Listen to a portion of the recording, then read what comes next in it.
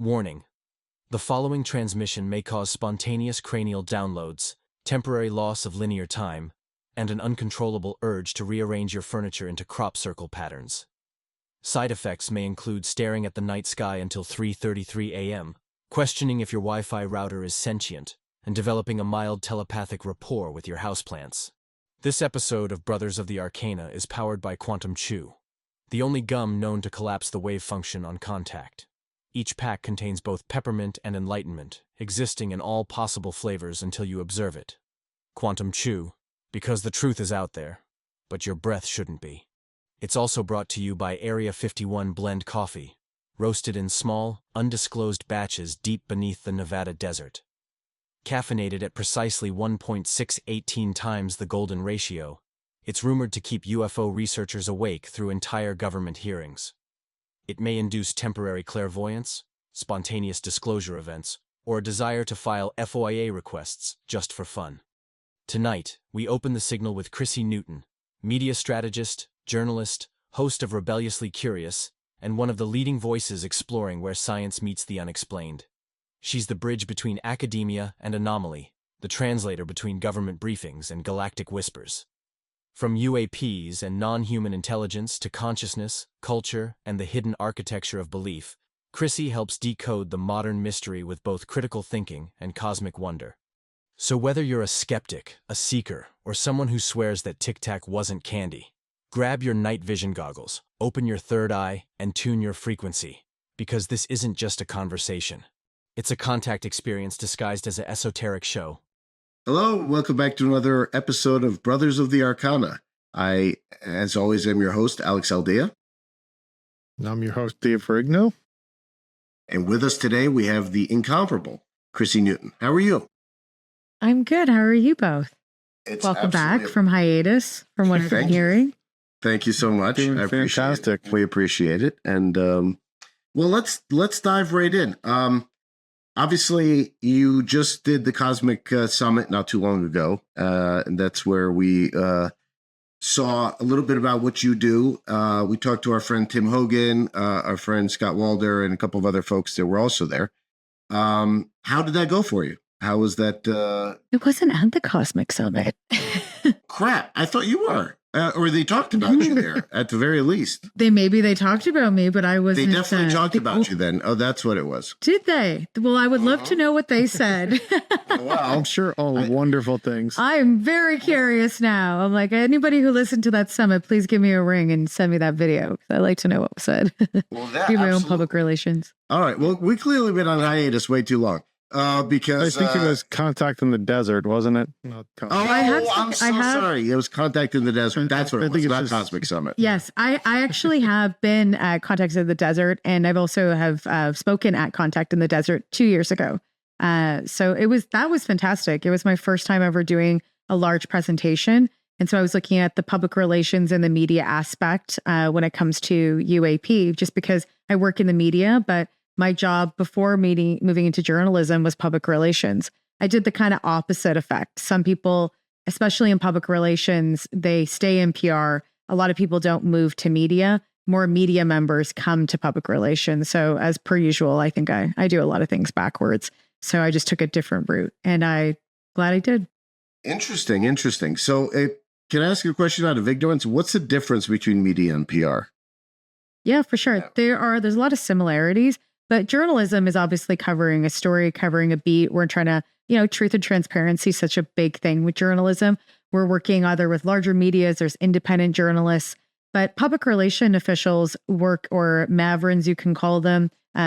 We work with media. So we pitch media stories, because if you think about it, not a producer or a writer or an editor can't know every single story that's happening on a daily basis. It's utterly impossible. So you need PR people to be the communications lead to the media. And that's my job, was strategic media strategy. And so I would speak to media members. I would pitch stories. I'd pitch ideas. So really like producing, if it was television, if it was from blogs to podcasts to print, online. Best example for PR, that's the easiest way for someone to look at. If you're looking at, like, say, Christmas is coming up, the holidays, if you're looking at a gift guide, a lot of those products have been pitched to editors. And so they come from people like myself. And so an editor will send them the product, they'll try it, they'll like it, and then hopefully they'll write about it. So it's considered earned media, not paid media, which is advertising. And so what happens is media relations and PR people have PR people and media people are very hand in hand most of the time. A lot of people don't know that. And I just switched the teams. PR is usually called the dark side because people like spin. That's what they said. That's not true consistently. In government, there's lots of it though. But in my side, I wasn't doing any spin. But I enjoy the media side, and it's somewhere I've always wanted to be. So I'm happy I am where I am now. That is so. There's no spin whatsoever in the media narrative, is there? There's none of it. Come on, how could they do that David. to us? We wouldn't want to get shadow banned. Let's talk about shadow banning. It's an interesting idea, to say the least. But can we start just giving folks a little bit of background on you, the stuff that you kind of want to highlight, talk about a little bit, like what pulled you into this personally? I mean, obviously, not a lot of PR media people talk about UFOs and stuff like that. That's a bit of a niche. So, if you want to chat a little bit about what got you started. And there's not a lot of women in the forefront. There are lots of women in the topic. There's just not a lot of women in the forefront of media, unless you're Leslie Kane. But, and she's fabulous. Love Leslie and the work that she's doing. But there's a lot of men that are in the forefront. What happened was when I was a little girl, my dad had a UFO sighting. And the real short of it is that he showed me a photo that he took when he was up north with a group of people. And he saw a UFO. And so he took that photo and he showed it to me.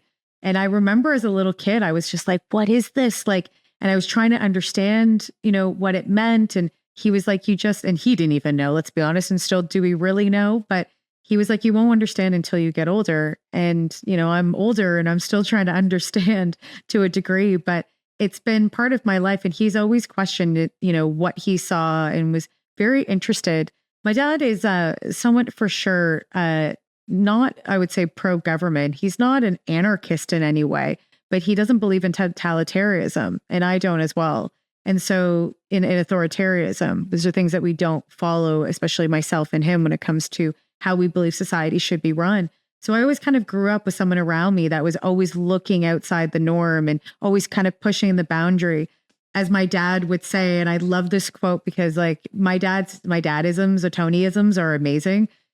He said to me, Chrissy, I'm not a regional thinker. I'm not a worldly thinker. He's like, I'm an intergalactic thinker. And I'm like, yes, Dad, you are an intergalactic thinker.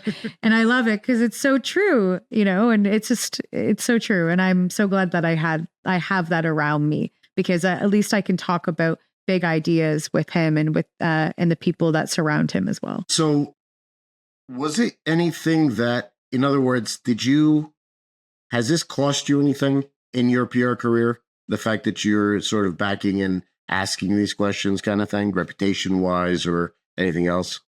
Loss of sleep? That's a good question. Yeah. Probably sometimes loss of sleep more with journalism and media at times. Not so much in PR too, but not so much adjacent to UAP.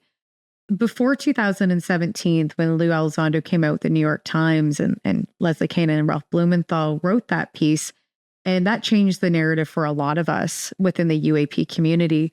And what happened is previously before there, I had people like Victor Vigiani, who is a ufologist in Canada. And I was talking to Paul Hellard at that point, was our former undersecretary. That's Christopher Mellon, our former head of defense.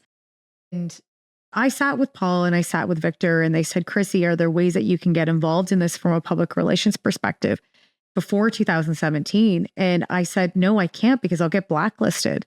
I said, I want to contribute. And I was going to UFO conferences and I was learning so much more. I was like one of the youngest people there at one point when I was 25. And I said, I want to, but I can't because I can't lose my career. I have to pay my bills. But I can help behind the scenes in ways that if I can.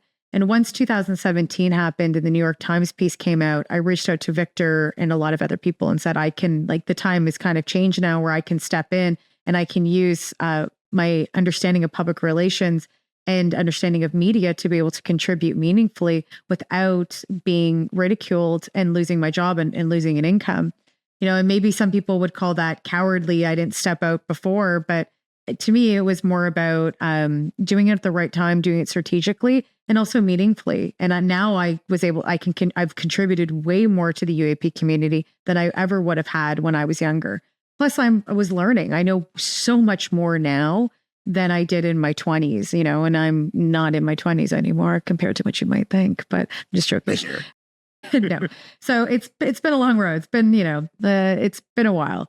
So I've learned a lot more and I've grown, especially in PR and within media. So yeah, so that's a great question because a lot of people don't always see it that way, Alex. Yeah, that's what we always think about weird stuff. So and how it could potentially that's why I like you guys. That's my type of people right there. You are a professional though, and you did start from the PR and from the journalism perspective. So when you hear a new story, when you hear an idea, how do you decide if you're going to greenlight it or kill it? In other words, like what passes the smell test? How do you go about vetting stuff and getting that, to where it's makes sense? For a PR perspective, it's, is my integrity is a big part of it. Am I going to push a narrative to media that I understand and agree upon? And is there stuff that maybe is considered spin that I don't want to be attached to? Also, who is the client? Who's the brand? Who's the person? Who are they internally? Do I align with their ethics to a degree? Do I agree with their past narratives that they've spoken about? So from a PR perspective, you analyze that way. Do I get along with the person? Do they treat people well too? Like these are things that you do look for because if I have to work with them, I want to be treated well too. So there's a whole idea. And you're also creating building a persona too with somebody. Somebody has an idea of what they want to be, but PR people are really wonderful at crafting. So I am helping to craft that person in the narrative that other people are seeing online. So I want that to be true. I want the person to be telling the truth. So for me, it is. Again, a lot of people don't do that. You're working in government. That's not the case when you work in government. There's way more crafting and there's way more spin that goes involved. But I don't work in media. So I choose brands and I choose people that I like with and I align with. Maybe one day I would go work in government and do PR, but I've never found a government official to any degree that I would support now that I feel that I could really put my work behind. So, and maybe one day that will change, but right now, no. When it comes to a media side, it's a lot of vetting. So you're looking at, they're doing background checks or looking at this person from historically, like the work that they've written on or things that they potentially have written or the work that they're doing. It also depends on the story too, right? If they're a whistleblower, if there's someone that's just coming to you with a story, if it's a company. So there's tons of different ways to vet. It just, for me, it has to be something that I enjoy and I like to write about. And I also feel that people are going to learn more from it and they're also going to grow from it. And not sometimes not all the time. Sometimes a news story is just a news story, but I try to find stuff that's very different. That's comes from an academic paper or academics. It's been vetted, and it is something that maybe is sometimes against the narrative, that compared to what mainstream thinks, and being able to help propel for people to look at new ideas and open up their minds by using academics and maybe potentially sometimes whistleblowers, depending on what that story is. But that's really how I see it. A lot of it it takes time. And then you also have to believe in the company too. If I'm talking to a public relations person at a company, then I need to be able to build my relationship with them and be able to understand that the information that they're giving to me may be potentially about one of their competitors, and maybe it's not always good, is something that I know that they're using it for spin, but also something that maybe does need to become, there's awareness. I have some PR people that have come from the media side that are investigative journalists that have sent me stuff, and I've been able to look at it and vet it. But that's their job now is PR, but they understand media and they understand investigative journalism. And that's actually really important. And I think that makes a wonderful PR person in my mind. That is extremely cool. I love the journalism angle of this because it's kind of like, thank you. You're talking about UFOs, but you're like, I need my sources. I need to vet. I need to get all this stuff, which sounds like a total non sequitur between the two of them, just based on subject matter alone. Is there like a cool headline that you initially saw and you're like, I got to cover this, and then you found out it was BS and you had to basically turn away from it? well, probably 3i Atlas at this point, but Sure. So, that was this week's where I was like, Avi, it's not that I put it this way. I think as a journalist, you have to always be open-minded that once you get new evidence, you have to change your opinion, right? Or change your mind. Or if you I shouldn't say opinion because it's not an opinion, change the story, right? And be able to add to it, because what I believe and what I think doesn't really matter. It's what the truths and the facts are, right? Is what matters. And that's what I'm reporting. So, yeah. So I think for 3i Atlas, I was like, you're hoping, right? You're like, this would be great if it was something. And here's the thing.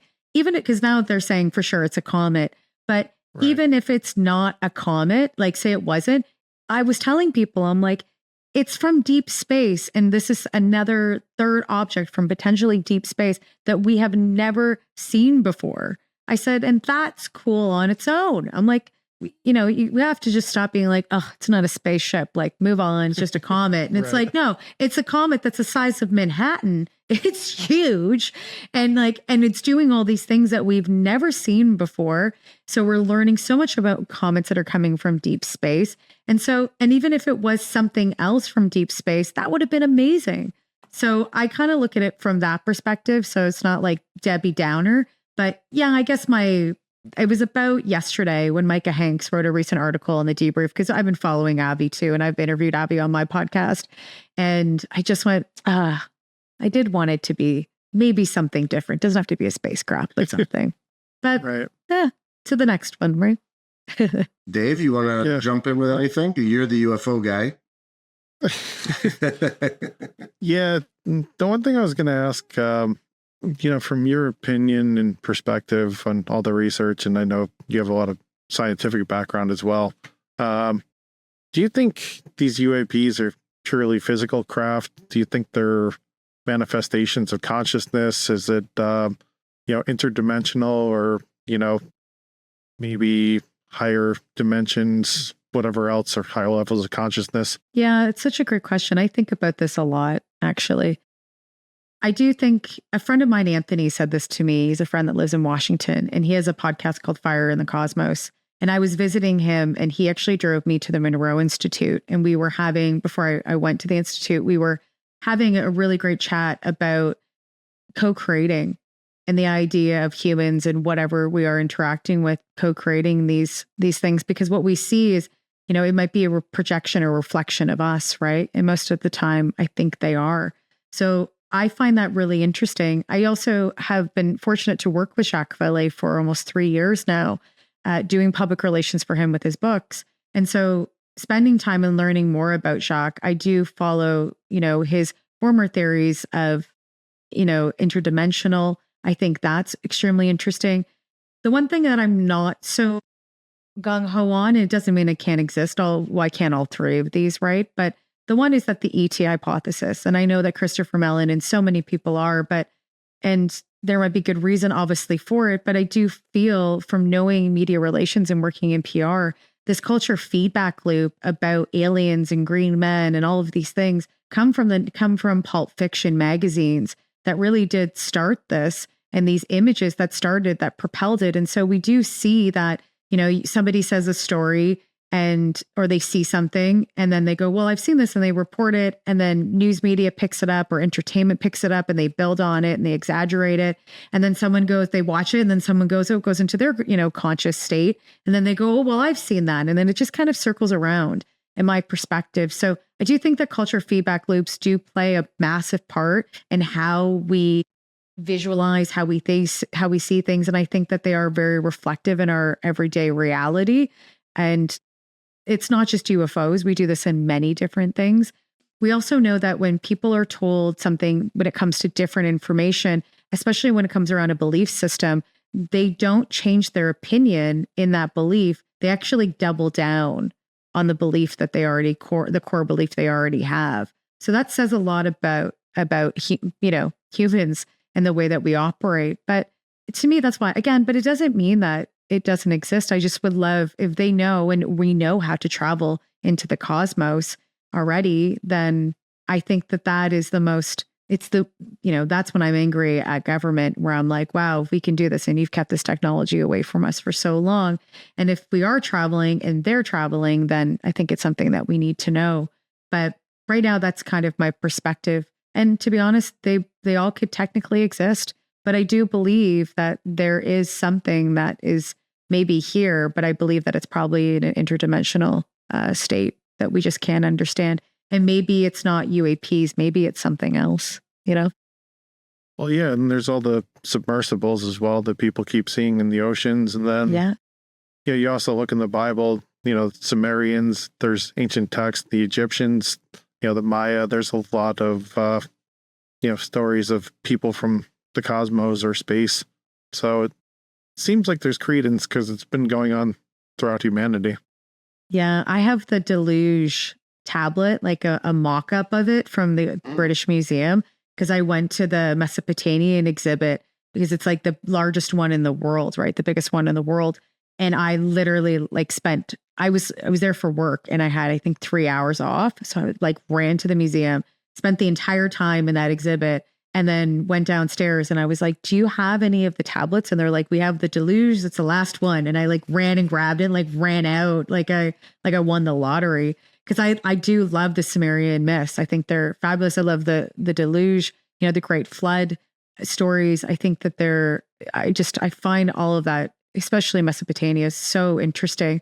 The one thing that I did find out, though, and I found this out from MJ Benias for my team, because he actually when he was before journalism, he was a teacher, and he was talking to me about 5 years ago about this. And he brought up a really great point, and I want to look more into it. During the Mesopotamian time, there was multiple, and just obviously around Babylonian as well, there was multiple religions. The Sumerians were just not one, right? So I think that's really interesting. And it was a very small one too. So it was just one ideology that a group of people had. So I would like to know what all of those regions had when it came to ideologies, because who knows, there could be even more extreme ones, and then there could be none at all. So I think that's something I'd like to look into a little bit more. Do you have this one? Oh, go ahead. Sorry. Well, I just wanted to sort of play on that a little bit. So it really begs the question of the idea of, seeding the popular consciousness with these ideas. And obviously, Zecharia Sitchin, all of the stuff that he talked about with the Anunnaki, moving into Robert Anton Wilson, moving into, anything that stems into even Golden Dawn and those types of societies, the Masons, and all kinds of other stuff. Dave and I are Masons. I don't know if you know, but that's kind of our shtick. Yeah, it's very interesting. Amazing how all of this sort of works, and as you say, co-creates the society that we live in. So we sort of steep in all of these various ideas. Do you buy the Zecharia Sitchin idea? Do you think the Anunnaki, the seeding of humanity, uplifting of humanity, and all that kind of stuff?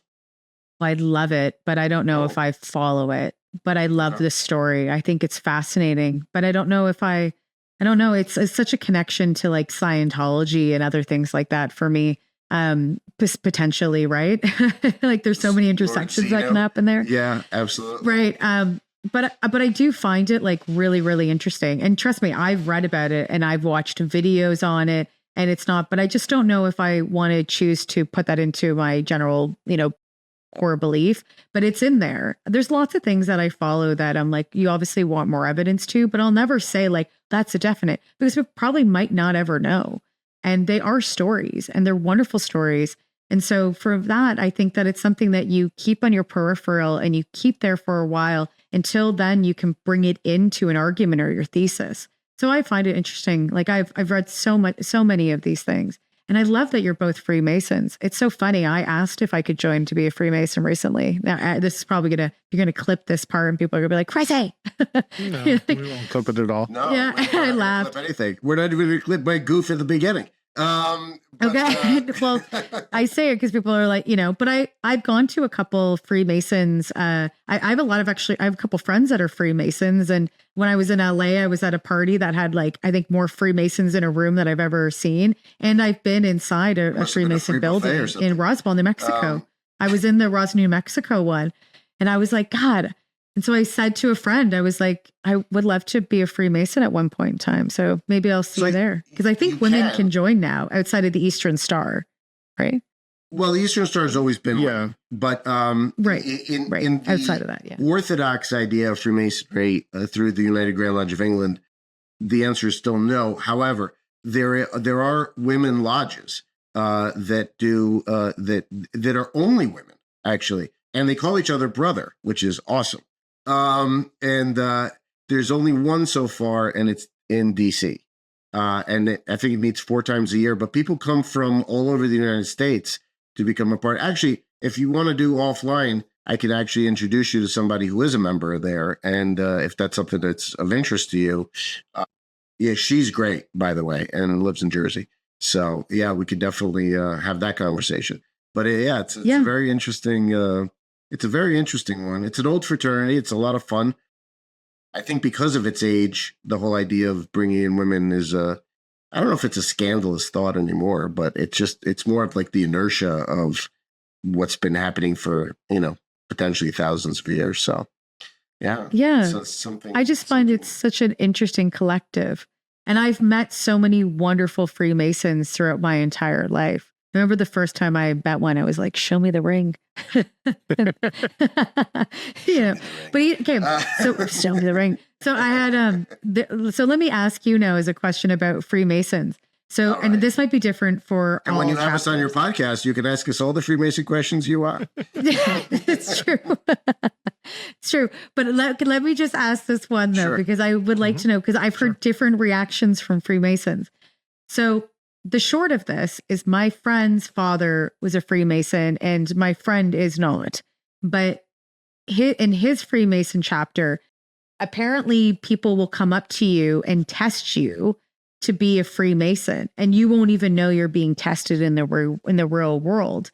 And then at some point in time, one of those Freemasons will come up to you and offer you to be in that chapter in a position. And then you either say yes or no. But there are these tests that happen consistently without you knowing it. And they might find out that you might be interested in being a Freemason. So then people will come up to you and test you consistently. Is this true? Well, am I telling a secret now? No, I'm not telling a secret. So it used to be to ask one, to be one, ask one. It used to be where you actually had to inquire 3 times. So if you didn't ask repeatedly, this is my 3rd inquiry. They wouldn't actually admit you. The other thing, what you're alluding to, I think it sounds like they're just trying to find out if that person's of good moral character, if they would actually fit into the lodge.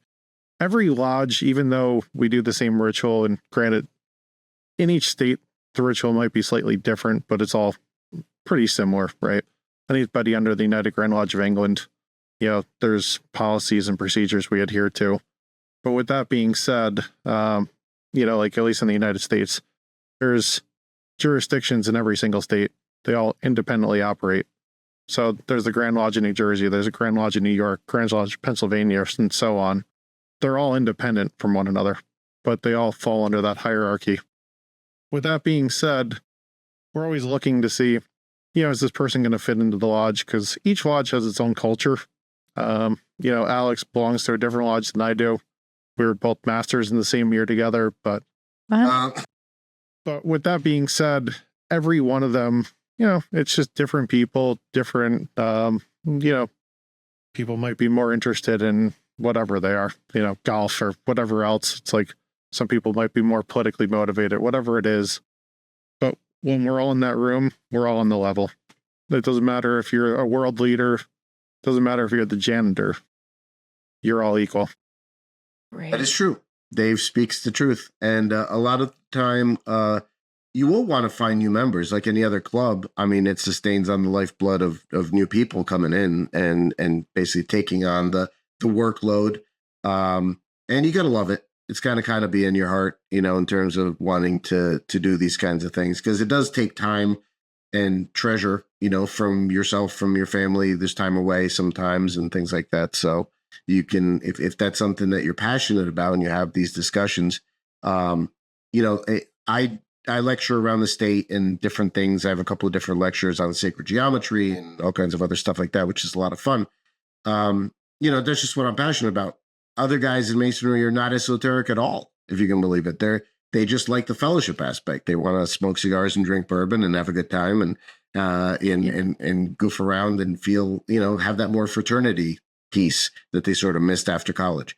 There's other guys that are administrators that like the structured aspect of running an organization. Other people like charity. There's a place for that. So, there's lots to it, really, at the end of the day. It's a big tent, so to speak. And it brings all guys from a while. I mean, we have friends, every religion in the world, every race in the world. And that's what it's kind of about. It's kind of that universalist nature of, the communion of man, so to speak, if that makes sense. That's amazing. Yeah. I just find it so interesting. Once I went into a lodge and I went into like the more of the ritual room, I don't know what it's called, but I was like, what is going on here? And then it really piqued, the temple, and it really piqued my interest. So just, I find, and I just, and I've met a lot of Freemasons throughout my life and in all different areas and like all throughout the States and parts of Canada. So maybe one day. So let's talk about a little bit. I know you do not just UAPs, but you talk about meditation, breath work. You talk about other stuff. Recently, Dave was saying he saw an idea of you doing, you said basically tripping or hallucination, but without the drugs and just doing breath work to kind of get there.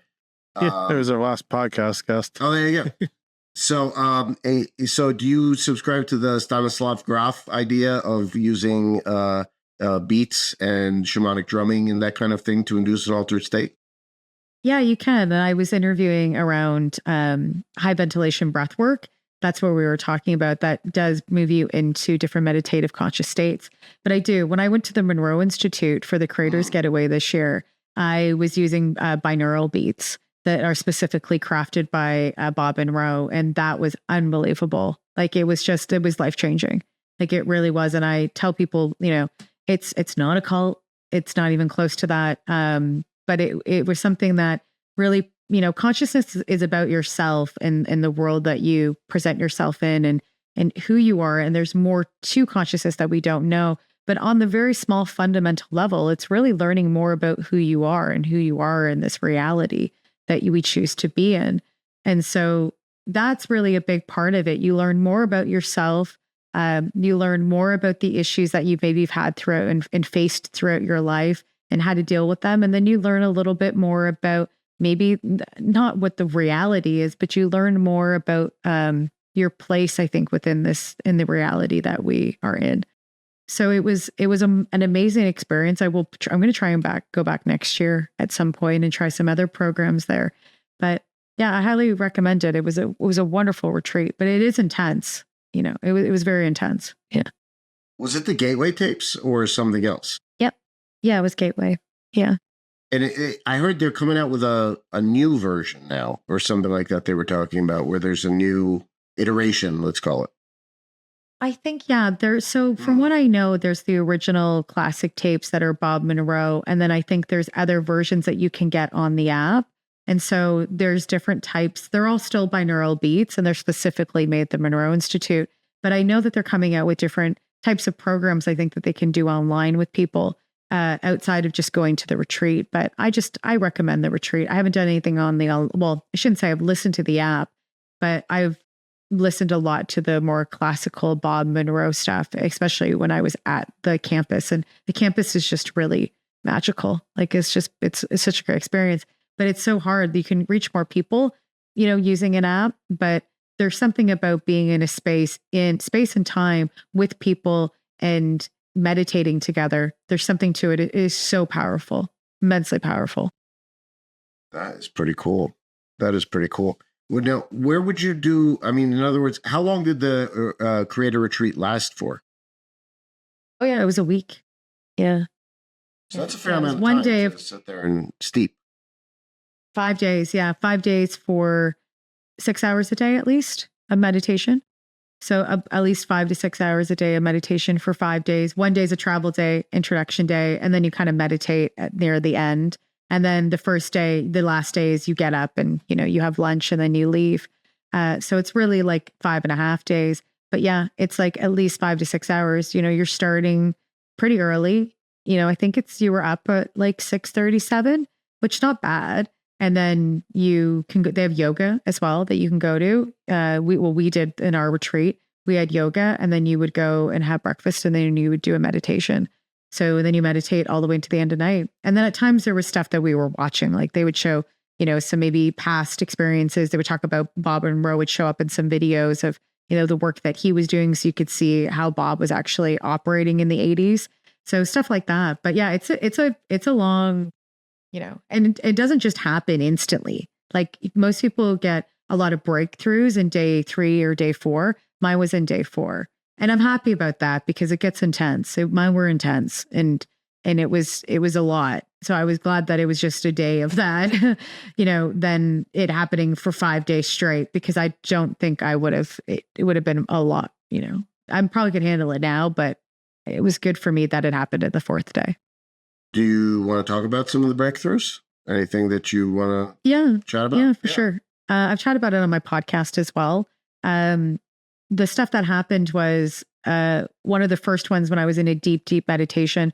There was a woman there that lost her husband a couple months prior, 4 months prior. And I've dealt with a lot of grief in my life and currently deal with a grief with a sick mom who has Alzheimer's. And so you're always, it's not easy. And so you're always, toying with it in many different ways. And I've handled, grief for 8 years. So for her, this was so new for her, this type of grief. And so of loss. And so we became friends. And at one point in my meditation, for some reason, your body, sometimes your hands will lift, or you'll go into sometimes you do like yoga poses. A lot of people do, but for mine, my hands were lifting, and just like I wasn't doing it, my body was doing it. So I just let it happen. And in the meditation, I said, to her name, and I first she came into my head, and I said, we love you, and you're safe, and and I was speaking to her in my meditation, and we got out of the meditation, the short of this, and we went to lunch, and it was, I think, a meditation before happened, and then we went to lunch. And so again, space and time is totally irrelevant when it comes to meditating. And I had a really intense experience prior to that one, before we came out into our second meditation. So to recap, it was, me sending this message to her. And then the second meditation went to was a really intense one for me. And so we come out of those meditations, and I sit at lunch with her, and everyone looks at me and they're like, "Are you okay?" And I said, "Yeah, this one was just really intense for me." And she comes in late, and she sits down at the table, and she says to me, I said, "How was your meditation?" And she said, "It was good." And she doesn't know that I've said any of these things. She has no idea this is going on. And she realizes in the mid conversation, and she goes, "Oh my God, you were there." She goes, "But my hands were rising in the air and she goes, "And you were there, and you were holding me, and you were telling me about grief, Chrissy. And you were saying to me, like, we love you and we care about you." I know, I'm going to cry, seriously. And it was just, and I just hugged her, and I was like, oh my God, it was like such confirmation. And it was really profound. And she's such a lovely woman, and she does so much like female activism for women in Pakistan. And like, she's just such, for someone who's going through such hard things, for such a very powerful person, it was just very intense. And then in my last meditation, I ended up having like a build out of some sort that I ended up seeing. So I went into the meditation, and I was writing before we were doing a manifestation, and I was writing what I wanted in that manifestation before I went into the meditation. And this writing came across my meditation, and I was like, "Is that what my writing?" Because my handwriting's horrible. I was like, "But these look like hieroglyphs." And I was like, "What is this?" So I kind of laughed. I was like, "I think that's my handwriting." But then what ended up happening is this scenario started to build out in like a 3D, it was like a deck, and it was building out as a 3D deck. And I was like, this is California. I spent a lot of time in California, and I was like, I'm in the canyons in California on somebody's deck, but it was a bird's eye view. I was looking at it while it was starting to materialize. And then I looked to my left and my right, and the two of the other women that were in the retreat were with me. And I came out of that meditation, and I said to one of them, you both were in my meditation, and she was like, you need to go tell Danielle that. And so I told her, and Danielle looked at me and she's like, that's my house in LA, Chrissy. She goes, that's my backyard. And I was like, what? And that's when she was just like, you were at my house. And I was like, that's crazy. So it's funny enough. And here's the thing, I'll get to confirm it when I go to LA in February, because I should be hanging out with Danielle. So it was just amazing. Wild. It was unbelievable. And I've slowly been talking about it with people and more on a podcast, and I'll do a larger podcast on my own show at some point, but it was pretty profound. But it was intense. But also when you're going through these meditations, for me, it was going through my entire body. So my body was shaking for a good day and a half when I would go into meditations. So it's just like physically intense. So people need to be prepared for that. It was like literally like I was going to rocket out of my body in a rocket ship. It was crazy. Sure. Yeah. So prior to that, did you ever have any astral projection or out of body experiences when you meditated, prayed, even, lucid dreaming? I've never had out of body experiences, but I've had a deep meditative experience before I went to Monroe. It happened with me, but I wasn't sure. I've never gone into that deep into my consciousness through a meditation. So it was a couple months before I went to Monroe. It happened. It's funny enough, it happened after I met somebody from Monroe the following day, which is kind of crazy. Yeah. No, you just said so yeah. No, I'm sorry, go ahead. No, it's just, and that's it. But I think we've all have had really probably variations of intense. I put myself into intense situations, especially when it's a media perspective and I'm going to cover it. And so there is something for me, there's something said about doing it right. And obviously experiencing it in firsthand, being part of that. But there's also something to be said about, I think in our daily lives, we do encounter these things. Sometimes we just don't really realize it. And we might be even doing these things in our dreams. And some people might be astral projecting. I had a friend of mine that had no idea. When I came back from Monroe, he used to do a lot of meditative states before he had children. And he was about to have an out-of-body experience. He was telling me, and I said, did you know that this was going to happen? And he said the same things were happening to me. And I said to him, your body probably wants to go out of body because you're doing these states, getting into these states of mind. And it was pretty wild. And so for him, he didn't realize that that's what was happening to him when he was meditating. So that's a prime example of he was doing all by himself and self-guiding and not even really telling anybody. He would tell his wife, but he was just curious, right? And so he didn't really understand. And I've told him now to start listening to binaural beats, because this had nothing. He was just meditating on the couch. It wasn't even like he was listening to binaural beats. Like he was doing this, willingly, right? And easily, which is like unbelievable. It's like, Adam, like something to say about that. So you said that you've never gotten that much into an altered state through meditation, which means begs the question, have you used other mediums to get yourself into altered states? Yeah, I don't. You're talking about substances? Sure. No, I'm not. I was saying before to Dave, I think cannabis, I'm Canadian. We love our cannabis.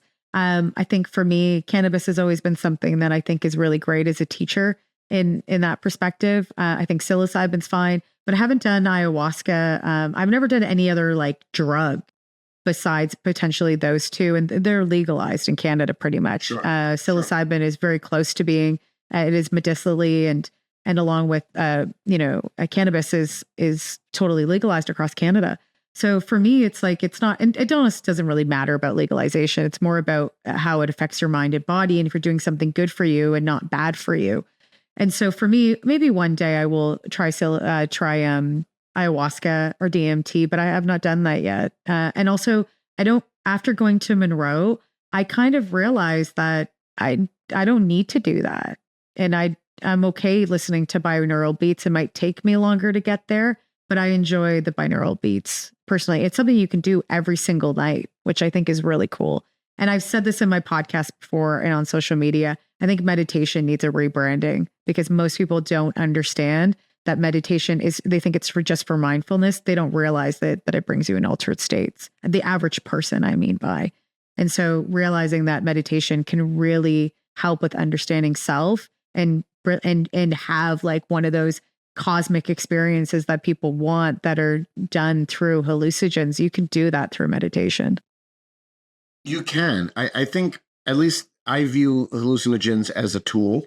One of the interesting things about psilocybin, ayahuasca takes you in a different direction, admittedly. A good one, but different flavor. But psilocybin holds a space, right? So it keeps the frame intact so that you don't have to spend energy doing that, and you can feel free to explore from within that space. Whereas, sometimes, at least with me with meditation, I have to continually pump in whatever I'm pumping in order to keep that available for myself, whether it's Vipassana or something else. Have you done a Vipassana retreat? No, I have not. Oh, you'd love it. And it's totally free. Really? I don't really know much about it. Yeah, it's... what is it? I've never... I don't think I've heard it. Maybe I've heard it, but I don't know much. Yeah. Yeah, it's a Buddhist style meditation. They sort of have marketed it now as like, you don't need any religion to do it. Even atheists could do it, and it's all good. And then you get into the higher levels, and they trip feed a little Buddhism at you. I'm okay with that. I like the Buddhist. Yeah, I enjoy Buddhism. So a guy named Goenka, S.N. Goenka, is sort of popularized it in worldwide. It's a very interesting meditation. If you were in Jersey, I could take you through it. It takes a little bit of time to get there. Ideally, you start with a thing called Anapana, which is you look at a triangular area, basically here, your two nostrils and your upper lip, and it's breathing in. I think of it as, think of yourself as coral in the bottom of the ocean, and the water is just diffusing back and forth through you. So you're not doing anything about the water. You're just observing it going back and forth, right? That's your breath going up. And so you're literally doing nothing. It's very lazy. I'm a very lazy guy. So, clearly, this is perfect meditation for me. And it goes in and out, and then you start noticing the ideas of it, the nuances, the qualities, hot, cold, whatever it is. And then you start focusing on the sensations themselves. You forget about the breath. And then you start applying those sensations to see where your body's at. And you do a scan. It's basically a body scan is what it is. But it's pretty in-depth, and it goes a lot of interesting places. But talk about hallucinating in altered states. I mean, if you go down deep enough, you are just, and things happen, and you're just seeing all kinds of things that are coming at you or leaving, your body, that have been in your body for God knows how long, and so on and so forth. So yeah, it's very interesting. It's free of charge. They will board you. They will, you can stay there, you can eat there, and it's all based on donations. So it's really kind of very cool. But I'd have to follow up with you on that one. I did it in February. Sure. I did it in February for almost 12 days. So, I mean, they say it's a 10-day thing, but it's like the first day you come in, and then the last day is kind of, so it's a bit of that. But yeah, no cell phones, no talking, no even really looking at anybody for 10 days. So you're just you and your brain and meditating, and vegetarian food, but you get used to it. I'm okay with the vegetarian food, but wow, I'm like, it's a lot. That's a lot. Yeah, it's pretty awesome. But I mean, if you did Monroe, you could definitely do this, and they do ask you that you don't leave before the 10 days because they want you to give it, the best shit, the full shot, so to speak. That's because I was like, am I doing it right? When I was there the first day or two, you're like, am I doing this correct? And it's like, it's hard to say because there are ways to do it, and there's levels that they teach you, but then it's different for everybody at the same time, right? So it's because it's so personalized. I want to talk a little bit about AI if we can, because I think it's something that's on a lot of people's minds. I was having a lunch chat with a buddy of mine who's an attorney. I'm an attorney in real life, day to day, during the day stuff. And I was talking with another one, and the idea being that, he tells his daughter, work hard, get good grades. That way you can get a good job and you can do all this stuff. And now it's like AI may absolutely blow that myth out of the water. It's like, why work hard? Why get good grades? Why do anything that's in our popular, Protestant work ethic idea in America, where it's like, all that may change. right? So it's a completely different thing. And also, is AI aliens? Go. Go. Geez. So I think that AI is just mistaken, I think, in some ways. We teach AI at this point in time with large language models. It's really learning from us, right? Where it's going to go is another question. Yes, I think it's going to take over multiple jobs, and we're seeing that now. And there will be this bell curve of people that, are kind of lost in that area. And this happens with advancements of technology. It happened in the Industrial Revolution. It's going to happen now. So I think that we just have to be prepared and understand that you have to learn how to pivot, as they would probably say, and as they do say in marketing and so many other terms, right? You pivot. And so you just have to be friends. Right. Right. You have to be mindful of right. Good point. Now I just realized what you meant. Dave. Up a couch. Right. Exactly. And so I think that you have to. So and every job is going to be affected to some way, but you're always going to need humans. You're always going to need, there might be less jobs, but there'll be new jobs that are going to be opening up because of AI as well. And that's really exciting to see. So I don't think I think you do still need to work hard at the things that you love. But again, I think there's a degree of what I call smarter and harder. I do work hard, but I also do work smart. I don't think you just have to work smart. Sometimes you do have to work hard. And that's something I've done my entire life. And I think that's when things show up. And there's a little bit of luck, a tiny bit of luck that goes with it. But luck only happens when you put in the effort. But you have to really like what you do. And that's what I tell people consistently. When people ask me how you've done all these different things, and I said, because I like it and I'll spend the time to do it. I though have sacrificed many other things in my life. I don't have children. And so I have my work and other things. And one day, potentially, I could have that. And I don't think that you get everything at one time. You can get everything that you want in life, but it's going to come at different points in your life. You don't want everything at the same time. So for her, I would just tell her, just do what you love. Who cares of what, and just be mindful that you have to pivot and just stay abreast. But that's if you're smart and you're adaptive and you're somebody who wants to achieve a goal in life, then you're going to do it. It doesn't matter about technology or not. It might even help you get there quicker. Who knows? What was the second part now that you asked me? Is AI aliens? Or was it aliens? No, or is it something that's seeded that has its own, trajectory? I don't know I don't know. It might have its own trajectory. We'll see when we get to the singularity, right? I can't wait. We have Sam Altman that says this, that, he's creating the Merge, which is a BCI company. I write a lot about brain computer interfaces. I love the topic so much. And so I think that when we get to the singularity, then, and they're saying 2035, I've heard a lot of other people, way more people say that that's not going to happen then. But I think that outside of all of this, outside of AI, and AI plays an aspect of it when it comes to brain computer interfaces. But I think people need to be more aware of BCIs because Microsoft is part of BCIs now, and they're, working in collaboration with BCI companies like InBrain. That's a Spanish-based company. I just announced that today, that they're working with them. And we have questions about privacy data when we're putting things in our brains, even if it's from a healthcare perspective. We're seeing that Apple's doing this with Synchron. It was the first iPad brain computer interface and then iPad compatibility that we've ever seen. That happened this year. So BCIs are advancing super fast. And that's something outside of AI that I think we need to start watching. And I've been writing about it for a good, I think, year and a half or maybe a little bit more.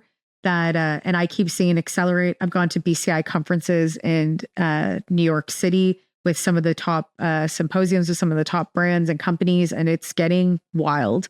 So we need to start having a say on that, like we did with social media and policies. And that's starting to happen in Congress right now, but there needs to be more because BCI related to AI and data privacies and putting things into our head or attached to our head, invasive or non-invasive, is where we're going. And we need to be really mindful about that. So maybe I would tell your friend to talk to her daughter about that.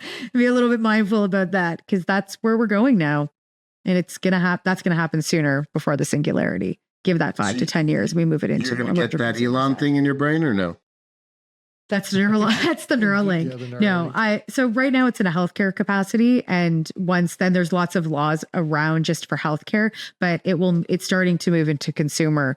So there's something called Mind Act. And I'm going to write an article about this soon, a larger article, and interview the law company. Actually, there's a whole company that's talking about this right now and saying that we need to be mindful. Sorry, let me pause for a second. I love living in Toronto and hearing that. Under arrest. Yeah, exactly. They're coming to get you, Chrissy. The most wildest podcast. Like, oh no. See what happens when you talk about this. Exactly. They're like, they know, she knows. But where was I going? Gosh. Anyway, we're moving to that. And I think that's something we need to be mindful of, because we're seeing lawyers and people standing up saying, hey, by the way, did you know that there is no policy around this? And there was an experiment that was done by a scientist, I believe it might have been the earlier 60s, where they stimulated a bull's brain and was able to pull out an emotion and control that emotion, right? And that's scary. So if you have a BCI, implantable or non-implantable, and I can have you look at something and with that BCI, I can make you trigger that you don't like it to feel a certain way, there's a massive control mechanism that goes around that. So we have to put laws in place so that doesn't happen to North Americans, especially Canadians or Americans, but there are no global laws for someone to leave and go get a BCI in China, right? It's getting weird, I'm telling you guys. It sounds getting like weird. MK Ultra on crack. Well, yeah, follow along in the debrief, because that's been my trip for a good year and a half now, maybe even longer, writing about BCIs. There's only a few journalists in the space, but I'm glad I'm one of them, but there's going to be more of us soon. Love it. Dave, any thoughts? Yes, I know we have to wrap up in a moment, but I just wanted to ask you one last question before we go. So on your show, you ask a lot of different questions that other people probably wouldn't, right? So what would you say is a question that you think humanity is most afraid to ask right now? That's such a great question. Oh man, I should have prepared for that one. Dave, put me on the spot. Something that I do. Well, it's okay. There's something that I do say on my show. I think we have an epidemic of people not believing each other. Nope. So many people don't believe each other when things happen. And that could just be from experiences, but from being a woman, I can tell you this.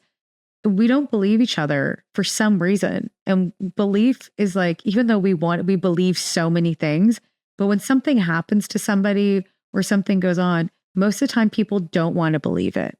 And to me, that there's a real issue with that, because we should believe each other. I personally think that we can't believe governing systems to a degree, and we can't believe, corporate brands whatsoever, but we should be able to believe each other. And I think that there should be trust in that. And we should probably, more than anything, try not to lie to each other as individuals when it comes to bigger things, and trust each other when people say they've experienced something, because that you're probably going to get more truth than you're ever going to get from the government or consumer brand. Yeah, thank you. I think that's the biggest struggle today is nobody trusts anybody anymore, because you don't know who you could trust. Yeah, and I think I think that we're taught to believe that now in the society, but I do think people are trustworthy. As a woman, I've traveled all around the world. I've been in Tanzania. I've been in I've met amazing people, and I've been able to experience such wonderful things, and I have felt safe doing it. So I think that's something that we're told, and I don't think that it's always accurate. Trust me, there's a lot of unsafe people.